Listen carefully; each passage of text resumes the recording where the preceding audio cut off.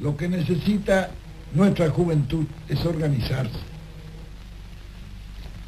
En otras palabras, las masas no valen ni por el número ni la capacidad de sus componentes. Vale por las clases de dirigentes que tienen a su frente. De ahí la importancia de los dirigentes de conducción y de los dirigentes de encuadramiento. Los de conducción se encargan de la conducción estratégica y los de encuadramiento de la ejecución de la lucha táctica. Pero todo esto necesita una unidad de concepción y una unidad de acción.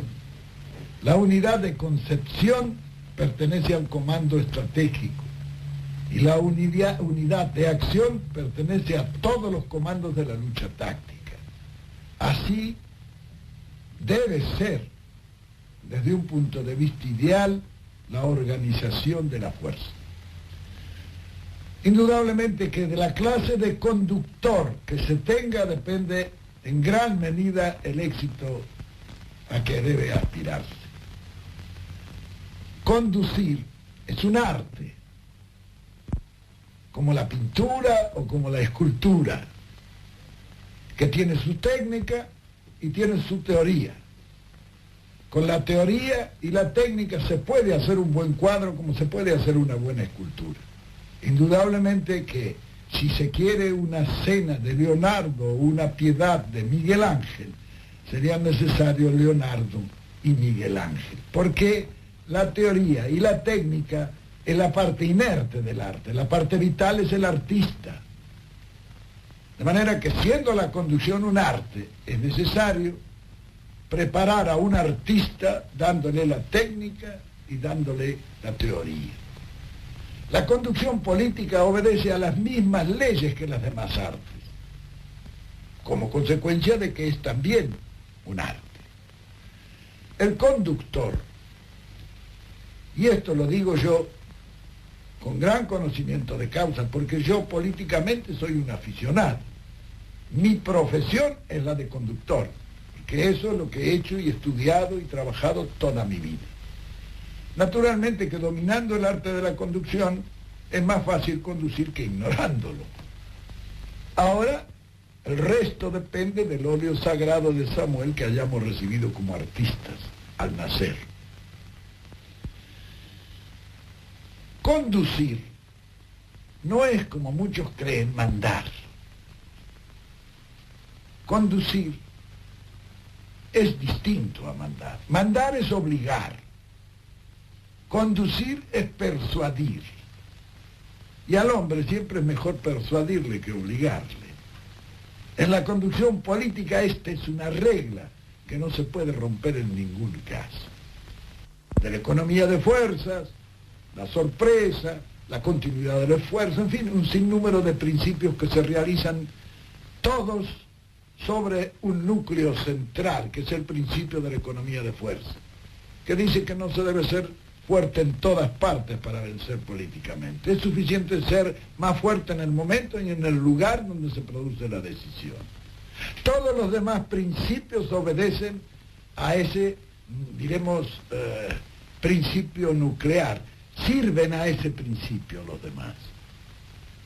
Porque en esto parece que como en la organización de todas las cosas es nuclear. Es nuclear la organización del microcosmos y es también nuclear la organización del macrocosmos. Bueno, en esto hay una similitud. La técnica de la conducción, bueno, la técnica tiene unas variantes tremendas que se adquieren mediante el estudio, pero también mediante la práctica. Un ejemplo suele aclararlo todo, como decía Napoleón. Por ejemplo, yo en la conducción, la técnica que he empleado ha sido simple. Jamás en la conducción política hay que obligar a nadie. Hay que persuadir a todo el que se puede, para que hagan las cosas sin forzar los acontecimientos. Es decir, cuando yo quería que se hiciera una cosa, ya me ocupaba yo de que un tercero lo tomara y me vinieran a consultar. a mí, se puede hacer esto muy bien. Yo era la idea inicialmente mía. Pero claro, en esto satisfacía muchas ambiciones, muchos deseos. Siempre he pensado en este tipo de técnica de la conducción. Yo digo siempre que si Dios bajara todos los días a la tierra a resolver el problema planteado entre los hombres, ya le habríamos perdido el respeto. Y no habría faltado un tonto que quisiera reemplazarlo a Dios, porque el hombre es así. Entonces, hay que copiar en esto a la naturaleza, que es en la naturaleza donde está inspirada esa técnica. Lo demás, los demás procedimientos son similares a esto. En política no hay nada directo, no hay nada violento, no hay nada que llegue a forzar la voluntad de los hombres, sino a promover esa voluntad, concebirla y lanzarla. El conductor político es un hombre que hace por reflejo lo que el pueblo quiere. Él recibe la inspiración del pueblo, él la ejecuta. Y entonces puede tener la absoluta seguridad que lo va a realizar mejor. Porque los pueblos difícilmente se equivocan. Para conducir un pueblo, la primera condición es que uno haya salido del pueblo, que sienta y piense como el pueblo. Quien se dedica a la conducción debe ser profundamente humanista. El conductor siempre trabaja para los demás, jamás para él.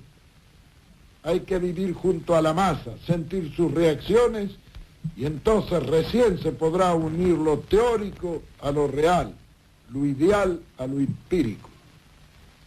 Y en la conducción política tiene un sinnúmero de características originales que llevan a comprenderla. La política no se aprende, la política se comprende. Y solamente comprendiéndola es como es posible realizarla racionalmente. Decía el mariscal de Sajonia que él tenía una mula que lo había acompañado en más de 10 campañas. Pero decía también, la pobre mula no sabe todavía nada de estrategia. Lo peor es que él pensaba que muchos de los generales que también lo habían acompañado sabían lo mismo que la mula. Con la política pasa más o menos lo mismo. Hay hombres que toda su vida han hecho la política, pero nunca la han comprendido. Y otros que sin haberla hecho, la han comprendido. El éxito será siempre para este que la haya comprendido, no para el otro que pretendió aprenderla. Porque la política es una sucesión de hechos concretos, en cada uno de los cuales las circunstancias varían diametralmente. Hay cosas que son semejantes, ¿sí?, que pueden dar inspiración, pero igual no hay nada. De manera que la experiencia está en comprender la política para ser más sabio en todas las ocasiones y no pretender aprenderla, porque sabemos que la sucesión de hechos concretos y diferentes no dan enseñanza para ninguna ejecución en el futuro.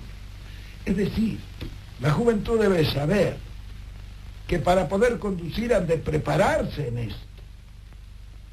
En esto, la conducción por amateurs no suele ser proficua en éxitos. Es necesario dominar este arte. El que quiera ser dirigente y no domine el arte de la conducción, y bueno, no va a llegar nunca lejos. Por eso es difícil encontrar hombres que sean capaces en la conducción, porque esto no se aprende de otra manera que sometiéndose a una disciplina científica que dé los grandes conocimientos necesarios para abarcar el panorama. Abarcarlo al panorama, es decir, es ver el panorama con una sensibilidad que es indispensable y una imaginación sin la cual no vale nada ver las cosas. Entonces, con sensibilidad e imaginación, ver, base para apreciar. Apreciar, base para resolver. Y resolver, base para actuar. El deber de vencer es indispensable en la conducción. Aquel conductor que no sienta el deber de vencer difícilmente va a vencer en cualquier acción. El que quiere conducir con éxito tiene que exponerse. El que quiere éxitos mediocres, que no se exponga nunca. Y si no quiere cometer ningún error, lo mejor es que nunca haga nada. Es decir, la juventud debe saber que para poder conducir han de prepararse en esto. En esto, la conducción por amateurs no suele ser proficua en éxitos. Es necesario dominar este arte. El que quiera ser dirigente y no domine el arte de la conducción, y bueno, no va a llegar nunca lejos. Por eso es difícil encontrar hombres que sean capaces en la conducción, porque esto no se aprende de otra manera que sometiéndose a una disciplina científica que dé los grandes conocimientos necesarios para abarcar el panorama. Abarcarlo al panorama, es decir, es ver el panorama con una sensibilidad que es indispensable y una imaginación sin la cual no vale nada ver las cosas. Entonces, con sensibilidad e imaginación, ver, base para apreciar, apreciar, base para resolver, y resolver, base para actuar. Ese es el proceso. ¿Cuál es la misión de la conducción estratégica y cuál es de la conducción táctica? ¿Y cómo se articula en general? Bueno, eso es muy claro. Lo estratégico toma el conjunto de las operaciones. Yo en este momento soy el conductor estratégico. Tengo 4 misiones. Mantener la unidad del movimiento. Mantener la unidad de doctrina. A encargarme de las relaciones internacionales y revisar las grandes decisiones tácticas que puedan tener influencia en la situación de conjunto. El comando estratégico maneja el conjunto, sin detallar. La conducción táctica maneja la lucha en el teatro de operaciones. Por eso yo puedo ser el conductor estratégico a 15.000 kilómetros. No podría ser el conductor táctico. El conductor táctico es el Consejo Superior que está allá, dirigiendo el conjunto de las operaciones de la lucha en el propio teatro de operaciones. Y él debe de estar conectado con todas las fuerzas que accionan en cualquiera de los lugares y en cualquiera de las formas que esa acción táctica se realiza. Táctica es la lucha directa. Estrategia es la conducción de conjunto. ¿La lucha electoral es táctica o estratégica? Bueno, la lucha electoral es táctica. Ahora la orientación de eso lo da la estrategia. No se puede decir cuándo termina la estrategia y cuándo termina la táctica. Están ensambladas unas con otras. Y muchas veces, si no hay tiempo y es necesario, la conducción táctica toma una medida estratégica, la consulta después con el comando. Actúa a través de las directivas que él recibe del comando estratégico. Pero él actúa, él es el ejecutor de las decisiones estratégicas. El ejecutor en el teatro de operaciones, donde no está el conductor estratégico. Al mismo tiempo hay varios encuadramientos tácticos, digamos. Sí, hay varios. Puede haber un comando general para manejar todo cuando es posible. Pero si no es posible, ya hay varios comandos tácticos que actúan por cuerdas separadas. ¿Por qué? Por ejemplo, en la situación nuestra, en la lucha táctica que hemos sostenido. Lo que pasa en Córdoba debe ser manejado por un conductor de Córdoba, porque no se puede manejar a 400, 500 kilómetros la lucha táctica, hay que manejarla encima. En Tucumán, bueno, ellos tienen una misión y están realizando su misión táctica. Táctica es la lucha directa, estrategia es la conducción de conjunto. Es indudable que la articulación, tanto del dispositivo estratégico como del dispositivo táctico para la lucha, trae en algunos sectores un cierto grado de confusión, porque no todos pueden comprender y conocer lo que se está realizando a su lado.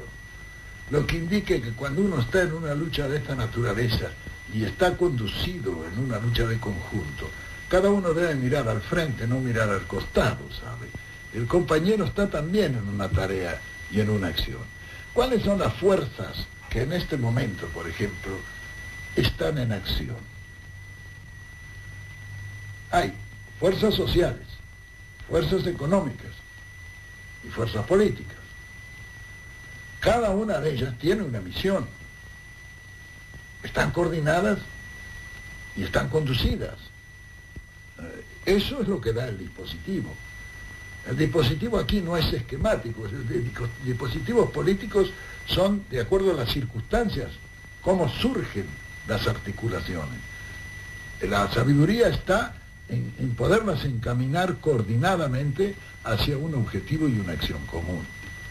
Es lo que se está haciendo actualmente en la conducción de nuestro movimiento. Indudablemente que en este momento, dentro del panorama nacional y enfrentado a la dictadura, hay tres acciones. Una es la guerra revolucionaria. Otra es una insurrección que parece proliferar en el ejército, etcétera, con los generales y todas esas cosas. Y el otro es la línea pacífica de la normalización institucional. Son las tres acciones que se están realizando. Indudablemente la guerra revolucionaria es una guerra larga, sumamente larga y muy cruenta, donde el sacrificio de los hombres es una cosa penosa y prolongada. Y quizá ese sea un camino si no hay otro remedio. La insurrección militar que se pretende realizar no ofrece al pueblo las garantías necesarias. ¿Por qué? Porque esta es una dictadura, pero lo que los militares quieren después de una insurrección es hacer otra dictadura. Quizá sea peor que esta, porque esta es una dictadura vencida y puede venir una vencedora, y esa es más peligrosa, y sobre todo por el tiempo. Quizá el camino mejor fuera la normalización institucional, porque es la que se puede alcanzar en menor tiempo. Ahora tiene un inconveniente, la mala intención. E indudablemente que se pretende hacer una trampa como nos han venido haciendo en los 16 años de guerra que llevamos. Porque piensen que esto son 16 años de guerra en los cuales hemos ganado nosotros 5 o 6 batallas. La última ganada es posiblemente la más decisiva. Este enemigo se siente vencido y comienza a retirarse. ¿Nosotros qué tenemos que hacer frente a un enemigo que se retira? Perseguirlo, no dejarle levantar cabeza. Es lo que hacemos en esta conducción.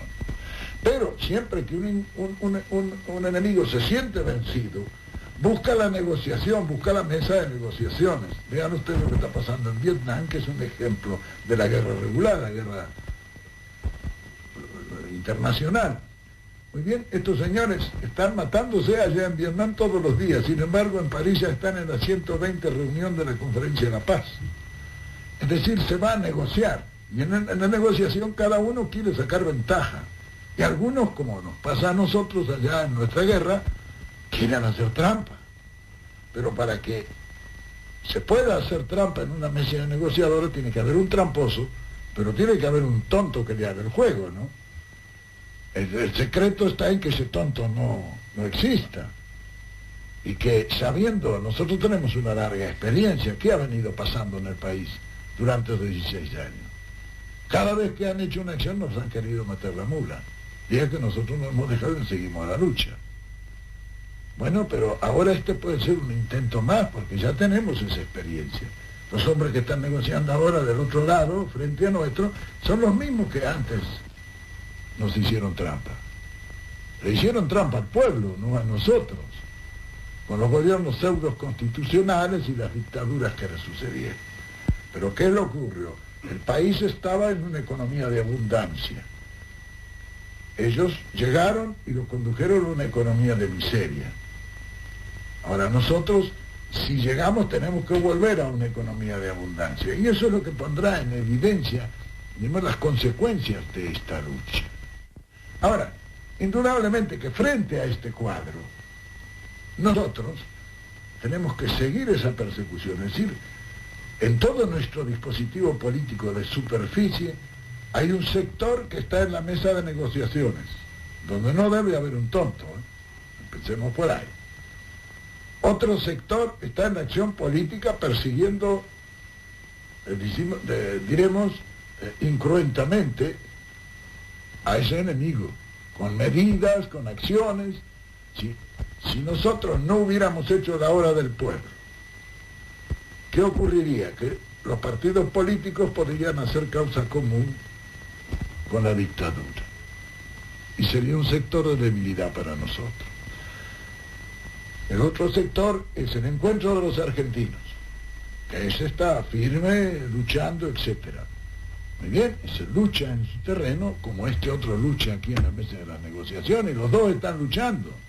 Hay sectores activistas que hacen la guerra revolucionaria. Ellos están luchando a su manera, pero todos están luchando por un mismo objetivo. Ahora, eso en el orden político. En el orden económico también existe, en el orden económico, enfrentadas dos grandes fuerzas. Uno, la Confederación General Económica, que está con la causa nuestra. Frente a eso está la Unión Industrial Argentina, que ni es unión, ni es industrial, ni es argentina, porque entre ellos andan a las patadas. No solamente son industriales, sino que hay de todo ahí adentro, y además no es argentina porque son todos los gerentes de las compañías extranjeras que han tomado en nuestro país. Entonces, esas fuerzas también juegan. Por otro lado está la Confederación General del Trabajo, que es la fuerza social, que es la fuerza de toda la organización sindical. Ellos también están haciendo su lucha en su faja. Ahora, por ejemplo, allí, dentro de la edición, hay algunos que defeccionan, bueno, donde hay muchos dirigentes, algunos defeccionan. Hay otros, en cambio, que son firmes. La lucha que se está librando dentro del organismo es la misma lucha que libramos nosotros en todos los terrenos. No es que allí haya una cosa diferente, no, es lo mismo. Hay algunos que defeccionan por intereses, porque creen que pierden su predicamento si no se hacen las cosas como ellos dicen, o algunos por convicción, otros por... Bueno, lo que interesa es que toda esa acción de conjunto se realice bajo una conducción. ¿Qué es la estrategia? Esa es la parte estratégica. Claro que los que están en un sector hablan mal de los del otro sector porque creen que no luchan. Sí, luchan. Por sus medios no se puede pedir que todos hagan la guerra revolucionaria, ¿no? Pero todos están luchando. Esta reunión que hemos tenido aquí, hemos consultado todas las veces y todo el mundo está luchando. Por eso es que la situación allá no da para más. ¿Qué buscamos con esto? Y que se haga, que se llegue a una solución. Por cualquiera, si podemos, la normalización institucional, por ahí hay que llegue a corto plazo. Es Si una no, victoria táctica, que digan esa o no. natural, es una victoria táctica. Que se gana allí o se gana en la mesa de las negociaciones, igual si se saca ventaja. Ahora, el secreto está en no dejar triunfar la mala intención y que nos hagan una nueva trampa. Sí, que le hagan una nueva trampa al pueblo. Que han hecho muchas ya, ¿no? Ya han hecho mucho, pero tenemos mucha experiencia, sí que es difícil. Si ellos no entran por eso, y nosotros tenemos que seguir luchando. ¿Cómo luchar? Con todos los medios. ¿Por qué? Sí, si no podemos a corto plazo, será a largo plazo con la guerra revolucionaria. Que se lo reaseguro. Es claro.